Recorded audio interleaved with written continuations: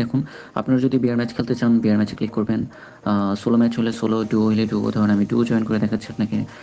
Match খেলার জন্য প্রথমত আপনি এখানে ম্যাচ টাইমটা দেখবেন। আপনার টাইমিং অনুযায়ী ম্যাচে জয়েন করবেন এবং এখানে জয়েন নাওতে ক্লিক করবেন। জয়েনে ক্লিক করার পরে আপনি যদি সোলো জয়েন করতে চান সোলোতে ক্লিক করবেন, ডুও যদি জয়েন করেন ডুওতে ক্লিক করবেন। সোলোতে ক্লিক করলে আপনি সোলো রেজিস্ট্রেশন করতে পারবেন, ডুওতে ক্লিক করলে আপনাদের যে ডুও পার্টনার তার নাম সহ রেজিস্ট্রেশন করতে পারবেন। আমি সিম্পলি সোলো জয়েন করব। সো এখানে আপনার ইউআইডি দিবেন না, ভুলেও আপনার গেম ইউআইডি দিবেন না। এখানে অবশ্যই আপনাকে আপনার গেম আইডি নেম, যেটা free fire game ID name যেটা, ওইটা দিতে হবে। যেমন আপনি আপনার গেম আইডিতে যাবেন, গেম আইডিতে যাওয়ার পর আপনার প্রোফাইলে গিয়ে সেটিং ক্লিক করবেন। সেটিং ক্লিক করার পর আপনার যে নেম চেঞ্জের অপশন আছে ওখানে নেম চেঞ্জের অপশানে ক্লিক করে সিম্পলি আপনি যে স্টাইলিশ নামটা আছে স্টাইলিশ নামের উপর ক্লিক করে কপি করে নেবেন। এখানে নেম চেঞ্জ করার কিছু নাই। তারপর কপি করা শেষ হলে ক্রস দিয়ে কেটে আপনি আবার অ্যাপে আসবেন। অ্যাপে আসার পর আপনি এখানে চাপ দিয়ে ধরে আপনার নাম যেটা কপি করে আনছেন ওটা পেস্ট করবেন। পেস্ট করার পরে আপনি কনফার্ম টু অ্যান্ড পেতে ক্লিক করবেন। তারপর ম্যাচের যে কোনো আপডেট জানার জন্য ক্লিক টু হেয়ার জয়েন গ্রুপে ক্লিক করে নেবেন এবং ডানে ক্লিক করলে আপনি ম্যাচে জয়েন হয়ে যাবেন। তারপর আপনি রুম আইডি পাসওয়ার্ড কোথায় পাবেন? রুম আইডি পাসওয়ার্ড পাওয়ার জন্য অবশ্যই ধরেন এই ম্যাচটা শুরু হবে 10:30-এ এবং ম্যাচটা স্টার্ট হইতে দেখেন 9 ঘন্টা 38 মিনিট বাকি। নিচে সময়টা দেখবেন অবশ্যই। যখন নিচে স্টার্ট টাইম দেখবেন আর 5 মিনিট বাকি বা 10:30-এর ম্যাচ 10:25-এ আপনাকে আইডি পাসওয়ার্ড দিয়ে দিবে। তো তখন আপনি আইডি পাসওয়ার্ড রুম ডিটেলসে, এখানে রুম ডিটেলস আমি দেখাই, এখানে রুম ডিটেলসে ক্লিক করবেন। রুম ডিটেলসে ক্লিক করলে আপনি রুম আইডি পাসওয়ার্ড পেয়ে যাবেন। রুম ডিটেলসে ক্লিক করার পর যদি room details not available show করে তখন কষ্ট করে উপরে যে রিফ্রেশ বাটনটা দেখতে পারতেছেন ওখানে ক্লিক করবেন।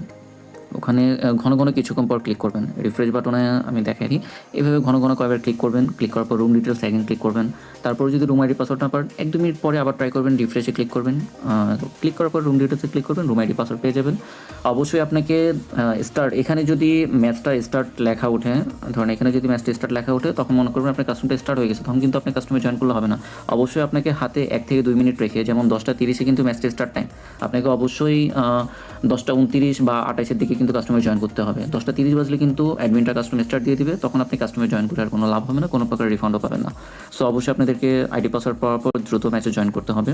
আর অবশ্যই যে কোনো ম্যাচের জয়েন করার আগে সেই ম্যাচের রুলসগুলো পড়ে নেবেন। রুলস পড়ার জন্য সিম্পলি যে ম্যাচে জয়েন করছেন ওই ম্যাচের উপর একটা ক্লিক করবেন। ক্লিক করার পর এখানে দেখতে পারবেন সব রুলস দেওয়া আছে। সো রুলসগুলো পড়ে নেবেন। রুলসগুলো একবার পড়লে যথেষ্ট, বারবার পড়া লাগে না, ঠিক আছে? তারপর আপনি যদি সিএস ম্যাচে জয়েন করতে চান, যেমন ক্ল্যাশ স্কোর 4 vs 4 বা লোন অফ 2 vs 2, সবগুলোতে সেম।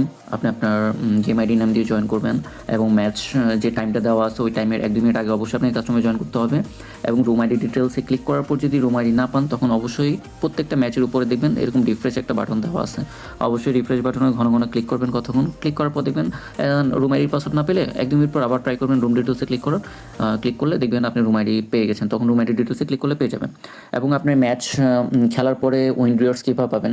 উইন রিওয়ার্ডসের জন্য অ্যাডমিন থেকে কোনো স্ক্রিনশট বা কিছু দেওয়ার দরকার নেই। আপনার ম্যাচ শেষ হওয়ার আধা ঘন্টা থেকে 1 ঘন্টা পরে দেখবেন আপনার অ্যাকাউন্টে টাকাটা অ্যাড হয়ে যাবে। আপনি এখানে চেক করে দেখবেন, আধা ঘন্টা বা 1 ঘন্টা পরে দেখবেন আপনার এখানে উইন প্রাইসটা অ্যাড হয়ে যাবে এবং আপনার নোটিফিকেশনে চলে আসবে, ঠিক আছে?